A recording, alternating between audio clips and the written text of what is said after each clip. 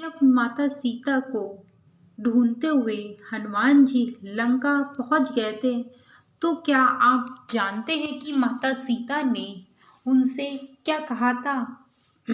हनुमान जी से क्या कहा था? तो आइए मैं आपको अपने वीडियो के माध्यम से एक महत्वपूर्ण जानकारी आपको बताने जा रही हूँ, जो कि बहुत ही महत्वपूर्ण है। यह यह उल्लेख रामचरितमानस में मिलता है। चलिए प्रारंभ करते हैं। रामचरितमानस। जब सीता जी ने कहा, तुम वानर होकर राक्षस से कैसे लड़ोगे? रामचरितमानस। सुग्रीव की वह वानर सेना सीता जी की तलाश में निकल पड़ी। इसी बीच प्रभु श्री राम ने पवन सूत श्री हनुमान जी को अपने पास बुलाया। उन्होंने अपने कर कमल से उनके सिर को स्पर्श किया तथा अपना सेवक जानकर उन्हें अपने हाथ की अंगूठी उतार कर दी। सुग्रीव की वानर सेना सीता जी की तलाश में निकल पड़ी थी। इसी बीच प्रभु श्री राम ने पवन सूत श्री हनुमान जी को अपने पास बुलाया। उन्होंने अपने कर कमल से उनके सिर का हाथ स्पर्श किया और अपना सेवक जानकर उन्हें अपने हाथ की अंगूठी उतार कर दी और कहा, बहुत बहुत प्रकार से सीता को समझाना और मेरा बल तथा विराम प्रेम कहकर तुम शीघ्र लौट आना। हनुमान जी ने अपना जन्म फल समझा और कृपा निधान प्रभु को हृदय में धारण करके वे चल दिए। तद्यपि देवताओं की रक्षा करने वाले प्रभु सब बात जानते थे, तो भी राजनीति की रक्षा कर रहे थे, अर्थात नीति की मर्यादा रखने के लिए सीता जी का पता लगाने को जहां तहां वानर को भेज रहे थे। सब वानर वन, नदी, तालाब, पर्वत की कंदाराओं में खोजते हुए चले जा रहे थे। मन श्री राम जी के कार्य में लव विलीन है। शरीर तक का प्रेम या महत्व भूल गए थे। कहीं किसी की राक्षस से भेंट हो जाती तो एक चपात में ही उसके प्राण ले लेते। पर्वत और वनों को बहुत प्रकार से खोज रहे थे। कोई मुनि मिल जाता तो पूछने के लिए उससे सब घेर लेते। इतने में ही सबको अत्यंत प्यास लगी, जिससे सब अत्यंत ही व्याकुल हो गए थे, किंतु जल कहीं नहीं मिल रहा था। घने जंगल में जब भूल गए, हनुमान जी ने मन में अनुमान किया कि जल पिए बिना सब लोग तो मर ही जाएंगे। उन्होंने पहाड़ की चोटी पर चढ़कर चारों ओर देखा तो पृथ्वी के अंदर एक गुफा में उन्हें एक कोतु आश्चर्य दिखाई दिया। उसके ऊपर चकावे, बगुले और हंस उड़ रहे थे और बहुत से पक्षी उसमें प्रवेश कर रहे थे। पवन कुमार हनुमान जी पर्वत से उतर आए और सबको ले जाकर उन्होंने वहां गुफा दिखाई। सबने हनुमान जी को आगे कर दिया और वे गुफा में घुस गए। देर नहीं की, अंदर जाकर उन्होंने एक उत्तम उपवन, बगीचा और तालाब देखा, जिसमें से बहुत से कमल खिले हुए थे। वहीं एक सुंदर मंदिर है, जिसमें एक तपोमूर्ति स्त्री बैठी है। दूर से ही सब ने उससे सिर नवाया और पूछने पर अपना सब जितनी भी चीजें थी सब सुना दी। तब उसने कहा, जल पान करो और भली भांति के रसीले सुंदर फल खाओ। आज्ञा पाकर सब ने स्नान किया, मीठे फल खाए और फिर सब उसके पास चले आए। तब उसने अपनी सब कथा कह सुनाई। मैं वहां जाऊंगी जहां श्री रघुनाथ जी हैं। तुम लोग आंखें मूंद लो और गुफा को छोड़कर बाहर जाओ, तुम सीता को पा जाओगे। निराश ना हो। आंखें मूंद कर फिर जब आंखें खोली तो सब वीर क्या देखते हैं कि सब समुद्र के तीर पर खड़े हैं और वहां स्वयं वह गई जहां श्री रघुनाथ थे। उसने जाकर प्रभु के चरण कमल में मस्तक नवाया और बहुत प्रकार से विनती की। प्रभु ने उससे अपनी अनपनी आंचल भक्ति दी। प्रभु की आज्ञा सिर पर धारण कर और श्री राम जी के युगल चरणों को जिनकी ब्रह्मा महेश भी वंदना करते हैं हृदय में धारण कर वह स्वयं प्रभु बद्रिका श्राम को चली गई।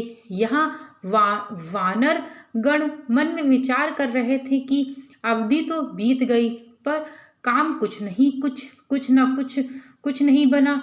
सब मिलकर आपस में बात करने लगे कि हे भाई, अब तो सीता जी की खबर लिए बिना लौट कर भी क्या करेंगे। अंगद ने नेत्रों में जल भरकर कहा कि दोनों ही प्रकार से हमारी मृत्यु हुई है। ये तो सीता जी की सुध नहीं मिली और वहां जाने पर वानरराज सुग्रीव मार डालेंगे। वे तो पिता के वध होने पर ही मुझे मार डालते।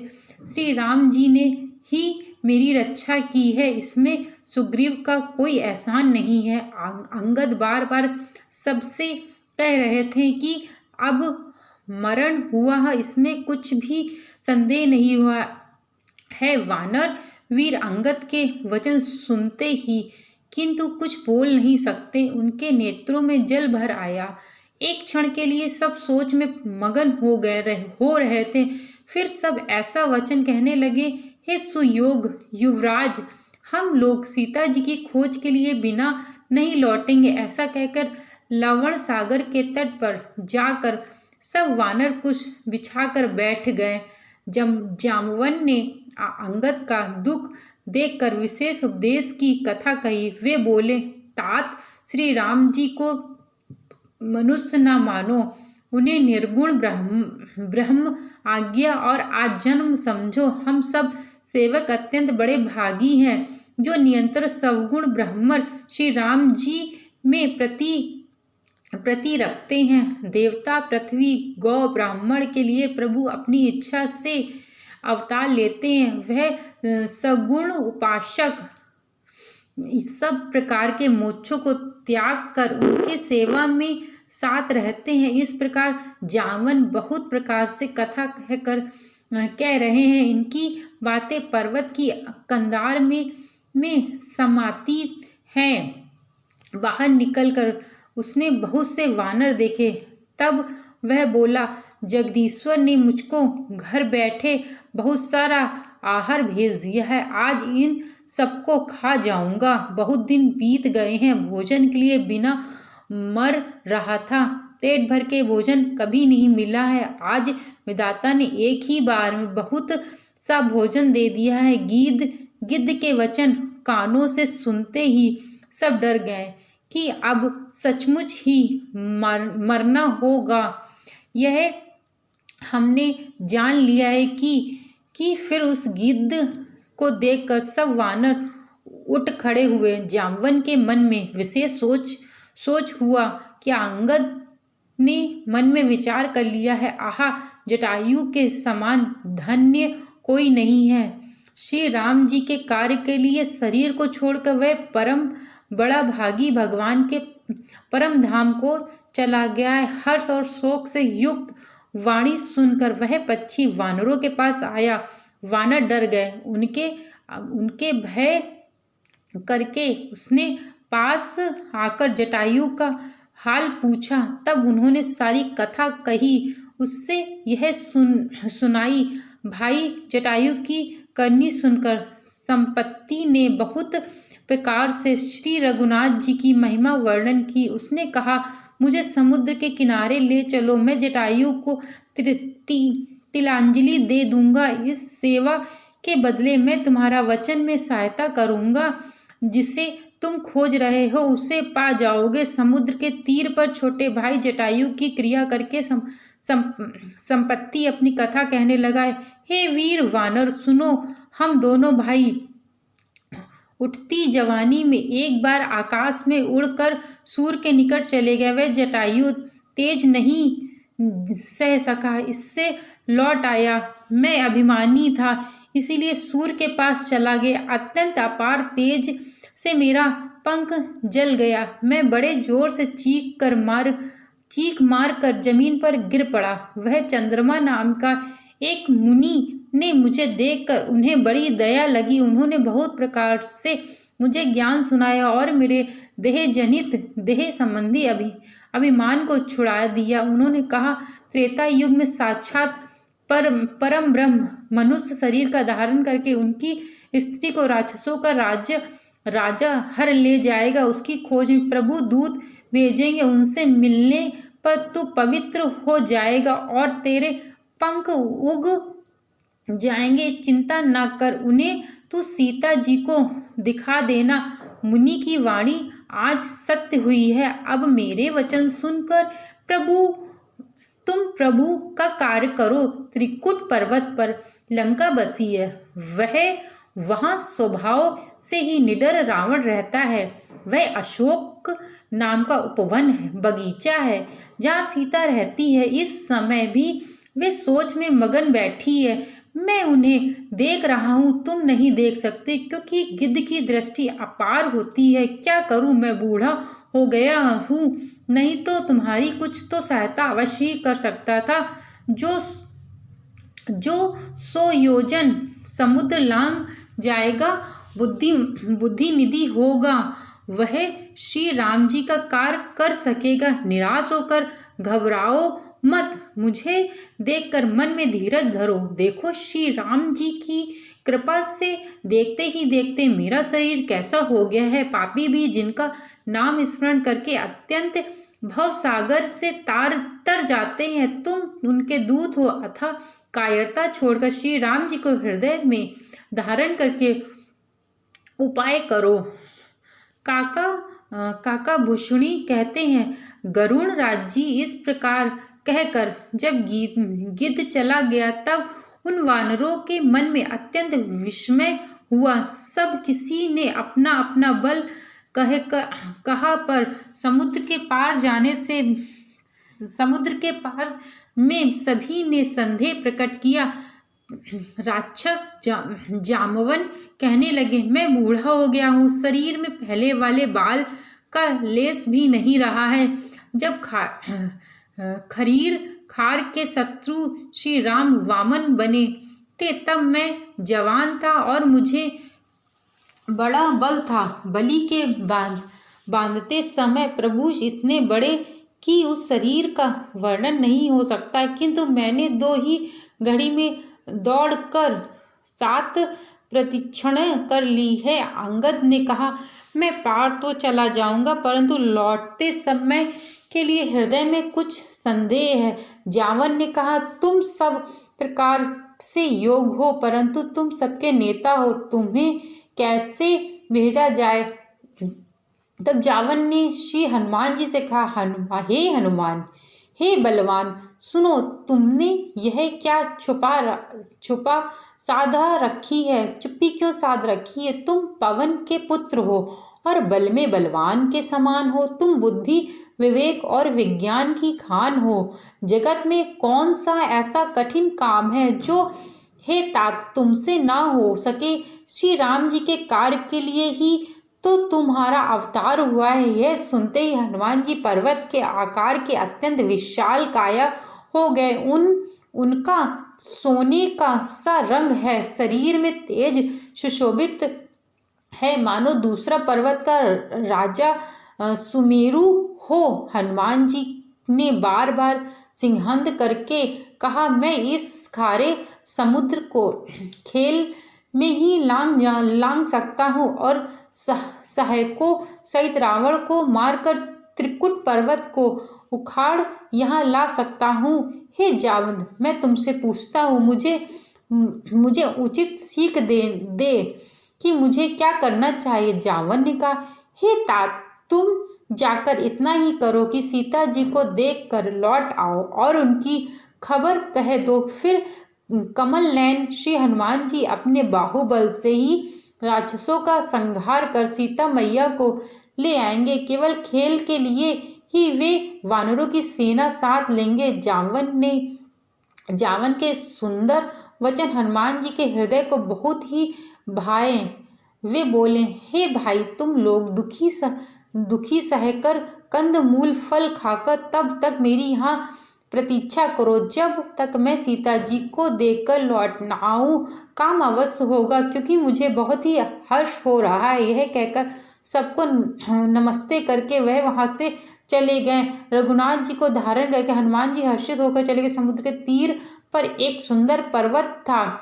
हनुमान जी खेल से ही उसे नांग कर चले गए। कूद कर उसके ऊपर से जाकर चढ़े। बार बार श्री रघुवीर का स्मरण करके अत्यंत बलवान हनुमान जी उस पर से बड़े वेग से उछले। जिस पर्वत का हनुमान जी पैर रखकर चले, जिस पर वे उछले, वह तुरंत ही पाताल में धंस गया। जैसे ही रघुनाथ जी का अमोघ बाण चलता है, उसी तरह हनुमान जी चले। समुद्र ने उन्हें भी श्री रघुनाथ का दूत समझकर मेनक पर्वत से कहा कि हे मेनक, तू इनकी थकावट दूर करने वाले हो। हनुमान जी ने उसे हाथ में छू लिया, फिर प्रणाम करके कहा, भाई श्री रामचंद्र जी का काम किए बिना मुझे विश्राम कहाँ। देवताओं ने पवन पुत्र हनुमान जी को जाते हुए देखा। उनकी विशेष बल बुद्धि को जानने के लिए परीक्षा ली। उन्होंने सुरसा नामक सर्पों की माता को भेजा। उसने आकर हनुमान जी से यह बात कही कि आज देवताओं ने मुझे भोजन दिया है। यह वचन सुनकर पवन कुमार हनुमान जी ने कहा, हे श्री राम जी का कार्य करके मैं लौट आऊं और सीता जी की खबर प्रभु को सुना दूं, तब मैं आकर तुम्हारे मुंह में घुस जाऊंगा, तुम मुझे खा लेना। तो हे माता, मैं सत्य कहता हूँ, अभी मुझे जाने दे दो। जब किसी की उपाय से उसने जाने नहीं दिया, तब हनुमान जी ने कहा, तो फिर मुझे खा ना ले। उससे योजन भर 4 कोस में मुंह फैलाया। तब हनुमान जी ने अपने शरीर को उससे दुगना बढ़ा कर लिया, जिससे 16 योजन का मुख किया। हनुमान जी तुरंत ही 32 योजन के हो गए। जैसे जैसे सुरसा सुख का विस्तार बढ़ता, वैसे वैसे हनुमान जी 2 गुने हो जाते, जिससे 100 योजन 4 कोस मुख किया। तब हनुमान जी ने बहुत ही छोटा रूप धारण कर लिया और उसके मुख में घुसकर तुरंत ही बाहर निकल आए और उससे सिर नवाकर विदा मांगने लगे। उसने कहा, मैंने तुम्हारी बुद्धि बल के परीक्षा लेने के लिए आई हुई थी। देवताओं ने मुझे भेजा था। तुम श्री राम जी का कार्य अवश्य ही कर पाओगे। तुम बल बुद्धि के भंडार हो। ये आशीर्वाद देकर वह चली गई। हनुमान जी हर्षित होकर चल दिए। पर्वत पर चढ़कर उन्होंने लंका देखी। बहुत सी बड़ा किला था, कुछ कह नहीं सकता। वह अत्यंत ऊंचा, उसके चारों ओर समुद्र है। सोने के परकोट का 4 दीवार बनी हुई है। परम प्रकाश हो रहा है। विचित्र मणि मानो सुशोभित हो रही हो। यह मेरे द्वारा बताया गया पहला वीडियो है। इसकी मैं दूसरी वीडियो भी बनाकर डालूंगी। आज मैंने आपको इतना बताया कि हनुमान जी वहाँ पे खड़े हैं और पूरी लंका को देख रहे हैं। इसकी मैं दूसरी क्लिप आप लोगों को कल बनाकर डालूंगी। एंड वीडियो को लाइक, शेयर एंड कमेंट और सब्सक्राइब जरूर करिएगा, ताकि जब मैं इसकी दूसरी वीडियो डालूं तो आप लोगों को संपूर्ण ज्ञान की प्राप्ति हो सके। और माता सीता ने हनुमान जी से ऐसा क्या कहा जो वह चौंक जाते हैं और उनको इस बात की उम्मीद नहीं होती है। तो ये पूरा वीडियो देखने के लिए मेरा कल का वीडियो देखना मत भूलिएगा। Thank you so much video को वॉच करने के लिए।